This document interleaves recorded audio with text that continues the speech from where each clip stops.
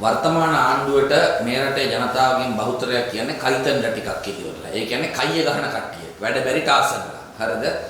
දුන්නු පොරොන්දු ඉෂ්ට නොකරන එක අපි පැත්තකින් තියමුකෝ දැනට. අපි ඒක ගැන දැන් අවුරුද්දක් තිස්සේ කතා කරුවා. ඉදිරියේදී ඒ සම්බන්ධව උද්ඝෝෂණ ආරම්භ කරන්න බලාපොරොත්තු වෙනවා. දැන් අයවැය යනවා මේ දවස්වල. කාරක සභා අවස්ථාවවලදී අපි බැලුවහම මේ අයගේ නොහැකියාව, වැඩ නොදන්නකම, ඒ වගේම වැඩ අවසානයේ දක්වා ගෙනහිල්ලා කරගන්න බැරිකම මේ හොඳටම මතුවෙනවා. බොහෝ අමාත්‍යාංශවල මුදල් වෙන් කරලා තිබ්බට ඒ ප්‍රගති සමාලෝචනයේ බැලුවම 150ට වඩා අඩුයි. වැඩි ඕනේ නැහැ. ජනාධිපතිගේ ගමේ තඹුත්තේ ගම රේල්වේ ස්ටේෂන් එකට රුපියල් මිලියන 100ක් වෙන් කරා. අවුරුද්දක් ගිහිල්ලා 7-5ක් පීඩම් කරලත් නැහැ, මුකුත් වෙලා නැහැ. හරිද? බොහෝ අමාත්‍යාංශවල දැන් මම දන්නවා යටිතල පහසුකම් සහ උපාය මාර්ගික ආංශික අධීක්ෂණ කාරක සභාවේ සභාපතිවරයා හැටියට අපි යටතේ තියෙන ආයතන 48න් 47කම ප්‍රගති සමාලෝචනයේ බැලුවම අදාළ ඉලක්කවලට ගිහිල්ලා නැහැ. යන්න බෑ. කාර්යක්ෂමතාවය නැහැ, ප්‍රායෝගිකත්වය නැහැ. දැන් අද පැවැත්වෙනවා මේ ජනාධිපතිතුමා පාර්ලිමේන්තුවට ඇවිල්ලා ඒක හොඳයි ආපු එක මේ පවතින ආපදා තත්ත්වය පිළිබඳව. හරිද? එතකොට ඒ තීරණ ගන්න තේරෙන්නේ නැහැ. දැන් උදාහරණයක් විදිහට සාමාන්‍ය ආපදාවට ලකුව අය කඳුරු වලට ගියාම තමයි පිස්සු ආහාර ලබා දෙන්නේ. සමහර පළාත්වල මේ ජනතාව කොච්චර යට වුණත් ඒගොල්ලෝ මේ ගෙවල් දොරවල් දාලා කඳුරු වලට යන්නේ නැහැ. මොකද මේ ගෙවල් වල ඉන්න දේවල්, ගෙවල් වල තියෙන දේවල් හොරකම් කරගෙන යන නිසා. ඒතකොට ඒ අයට කැම ලබා දෙන්නේ නැහැ. එතකොට නිලධාරීන් කියන බොරු ඔක්කොම පිළිඅරගෙන තමයි මේ ඉන්නේ. ඉතින් ඒ නිසා මට පුළුවන් වුණා අපේ මේ නියෝජ්‍ය ඇමතිවරයෙක්ටම කියලා මේකේ ඇත්ත තත්ත්වය මොකක්ද කියලා තේරුම් ගන්න. ඒ නිසා මම හිතන්නේ ඍජු තීරණ ගන්න පුළුවන් වෙන්න ඕන නායකයෙකු වුණාම, ඒ වගේම ඍජුව මෙහෙවීමේ හැකියාව තියෙන්න ඕන නායකයෙකු වුණාම. හරිද? ඒ නිසා අපි ආණ්ඩුවට කියනවා කේන්ද්‍රීය ගගා ඉන්නේ නැතුව දුන් පොරොන්දු ඉටු කරන්න. හරිද? අඩු කරනවා කියපුව අඩු කරනවා කියපේව කරන්න. ඒ වගේම තමන්ගේ කාර්යක්ෂමතාව, තමන් ඇවිදින පුස්තකාල කියලා කිව්වේ කදිරගාමරල වගේ 159ක් ඉන්න කිව්වේ. හරිද? මන් දන්නේ මොන ගාමරලද කියලා ඉවරලා මට එනවා හොඳ බබර ගාමරල නම් ඉන්න නියෝජ්‍ය ඇමතිලා වගේ. හරිද? ඉතින් මේ අපි කියන්නේ කාර්යක්ෂමතාව පෙන්නලා මේ රටේ ආර්ථික ඉලක්ක, යටිතල පහසුකම් ඉලක්ක, අධ්‍යාපනයේ තියෙන ඉලක්ක, සෞඛ්‍ය ශාස්ත්‍රයේ, කෘෂි කර්මාන්තයේ, දීවර කර්මාන්තයේ ඉලක්ක සපුරාගෙන මේ රට බාර දීලා තියෙන්නේ හරි පැත්තට කරකවන්න කියන එක මම තමුන්නාසලට කියන්න කැමතියි. හැබැයි අවුරුද්දක් ගිහිල්ලා කයිතන්ල බව තාමත් ඔප්පු කරමින් ඉන්නවා. ඒ අතර දෙවෙනි වචන තමයි මේ ජනාධිපතිතුමා හැම වෙලේම කියන්නේ මොකද්ද? රුපියලක්වත් හොරකම් කරන්නේ නැහැ කියපු ආණ්ඩුව. දැන් අපේ ප්‍රසාද් සිරිවර්ධන මන්ත්‍රීතුමා කිව්වා ඊයේ එළි කරා මේ ඩිජිටල් කටයුතු පිළිබඳ නියෝජ්‍ය ඇමතිවරයා තමාට අයිති සමාගමට තමාගේම අමාත්‍යාංශයේ තියෙන මේ ටෙන්ඩර් ලබා දීම සම්බන්ධව මෙතන එකක් ලබදියාවන අතර ගැටුමක් තියෙනවා. ඒ වගේම මේ නීති විරෝධී භාවයක් තියෙනවා. ඒ වගේම මෙතන පැහැදිලිවම මේ පෙන්නලා දුන්නු කරුණ අනුව වංචාවක් සිදු වෙලා තියෙන එක තමයි අපිට පේන්නේ. ඉතින් ඒ නිසා දැන් අත් වශයෙන්ම දැන් මම මේ එතුමාගෙන් ඉල්ලගත්තා මේ තියෙන්නේ ඡායාරූපේ MSK business solution recognized as the most innovative and best solution in cloud computing application. Seen here is the Omobio CEO Eranga Veerasekara මේ මීට පෙර එතුමා එන්න කලින් මේ ඒ සමාගමේට හිමි වෙන award එකක් ගන්න එක. දැන් තමාට ෂෙයාර්ස් තියෙන සමාගමකට තමාගේ අමාත්‍යාංශ බිස්නස් දෙන එක හරිද වැරදිද?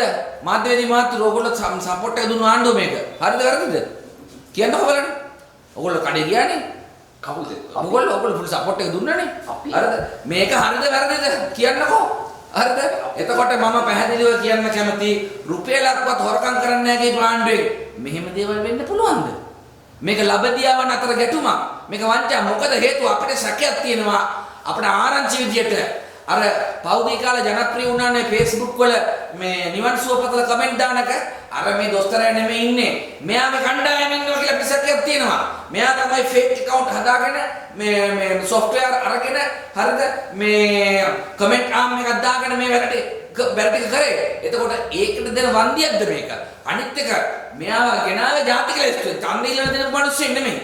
ඡන්දය ඉල්ලලා දෙන්න නැති මිනිස්සෙක්ව අර පක්ෂයේ ප්‍රචාරක යාන්ත්‍රණය වෙනුවෙන් කරපු සේවාවට ජාතික ලැයිස්තුවෙන් ගෙනල්ලා ඩිජිටල් ආර්ථික අමාත්‍යාංශය දුන්නාම ඩිජිටල් ආර්ථික අමාත්‍යාංශයේ හරිද ඩිජිටල් ආර්ථික අමාත්‍යාංශයෙන් මේ තමාගේ අමාත්‍යාංශය තමාගේ කම්පැනිට හරිද? බෑ ඇක්ටින් CEO කෙනෙක් දාලා දෙනවලු. ඇක්ටින් CEO කෙනෙක් දාලා යා ඩිරෙක්ටර් බෝඩ් එකේ නැති එක වෙනම කතාවක්. හරිද? හැබැයි ඉතින් ඒ කම්පැනි එක ප්‍රොෆිට් ලැබුවම ෂෙයා හෝල්ඩර් විදිහට යාට ලැබෙන්නේ. තමන් ඩිරෙක්ටර් බෝඩ් එකේ නැතිනවා පඩියක් හම්බෙන්නේ නැහැ, ලවන්සක් හම්බෙන්නේ නැහැ. වෙන කතාවක්. හරිද? හැබැයි කම්පැනි එක ප්‍රොෆිට් උනම ෂෙයා හෝල්ඩර්නේ මේ ප්‍රොෆිට් එක හම්බෙන්නේ. අනිත් එක එයා කිව්ව හොඳ වචනේ ඊයේ. ඇක්ටින් CEO දාලා තියෙන්නේ. CEO කෙනෙක් දාලා නැහැ. එතකොට නාමිකව කෙනෙක් දාලා එයාම වෙන්නේ නැති වැඩ බලන්න ගත්තේ. හරිද? ඉතින් ඒ නිසා ඔන්න කෙරුවාව මේ පටන් ගත්ත විතරයි. අර කන්ටේනර් සිද්ධියට දැන් කඳුන්නෙත්ති මහත්තයා CID එකට ගියා එතකොට මඩ ගහනවා කියලා දැක්කද ඒක නිකන් ඔබතුමාට අදහසක් කවුද බික්කුචන්ද? ඔව්. එයාට මඩ ගහන්න ඕනේ සතිපතා එයා වෙන කාටවත් chance දෙන්නේ නැතුව එයාම ඇදගෙන යනවා. හරිද? මට එයාගෙන කියන්න තියෙන්නේ වෙන කාටවත් chance දෙන්නේ නැහැ බික්කුච්ච සතිපතා ඇදගෙන යනවා. වෙන මොනවද කියන්නේ? නෑ එතුමාගේ CID ට එතුමාට වෙච්ච සාධාරණ කියන්නේ ඉතින් මොලේ කොළොප්පක් වෙලා ඉන්නේ මෑන්ටි. තේරෙන්නේ නැද්ද? පාර්ලිමේන්තු තැල පටලව ගන්නවා. එයාව වැඩේ අවුල් කරනවා. කොහෙද යන්නේ මල්ලපොළ සීන් එකේ යන්නේ. ඒ කියන්නේ එතුමාට අසාධාරණයක් නෙවෙලා දෙන්නේ නැහැ. එහෙම එකක් නෙවෙයි ඒ කියන්නේ. අනේ විහිළු කරන්න එපානේ. අපි වැදගත් මාතෘකා කතා කරනවා. 1970 දී සිරිමාව බණ්ඩාරනායක මැතිණිය දරන්ත ජනබලයක් එක්ක ආණ්ඩුවක් ආවහම ජේ.ආර්. ජයවර්ධන ජනාධිපතිතුමා හදිස්සි වුණේ කලබල වුණේ නැහැ. අවුරුද්දක් යනකොට රෝහණ විජේවීරලා කලබල වෙලා අරගල කරලා අතිකට හිරේකින් ලතර වුණේ. ජේ.ආර්. ජයවර්ධන ජනාධිපතිතුමා වෙලා වෙනකන් ඉඳලා හරි වෙලාවට පටන් ගත්ත 6න් 5ක බලයක් ගත්තා. ඒ නිසා දැන් වර්තමාන ආණ්ඩුවට අවුරුදු 5කට බලය දීලා තියෙනවා. අවුරුද්දකට වැඩි දුන්නු පොරොන්දු ඉෂ්ට කරන්නේ නැහැ. හරිද? මේ මිනිස්සුම රවට්ටනවා, බොරු කියනවා, පච කෙලිනවා, අකාර්යක්ෂමයි. ඒ නිසා ඉදිරි කාලයේදී ආණ්ඩු පෙරළීමට වඩා අපි බලාපොරොත්තු වෙන්නේ මේ ආණ්ඩුවට දැඩි පීඩනයක් එල්ල කරලා ජනතාවට පොරොන්දු වෙච්ච දේවල් මේ ආණ්ඩුව හරහා කරවලා දීම තමයි අපේ බලාපොරොත්තුව. රටේ අර්බුද හදලා අර්බුද මැදින් බලයට මේ කුහක කාලකන්ණි ආසාවක් සමිජන බලවේගයට නැහැ. මොකද හේතුව රටේ අර්බුදයක් ආවත් මේ රටේ ජනතාව දුක් විඳින්නේ. අපි දේශපාලන අරගල වලින් ජයග්‍රහණ ලබමු. නමුත් ආර්ථික අර්බුද ආරෝපණය කරන්න අපි සූදානම් නැහැ. ඒ නිසා අපි ජනවාරි මාසෙන් පස්සේ පටන් ගන්නවා රට පුරා දැවැන්ත වැඩ පිළිවෙල මේ ආණ්ඩුවට තදබල පීඩනයක් එල්ල කරලා දුන්නු පොරොන්දු ඉෂ්ට කරන්න. බොරු සංදර්ශන නාට්‍ය දාන්න එපා. කයිවාරුවෙන් මේ රවට්ටන්න එපා. දුන්නු දේවල් ඉෂ්ට කරන්න.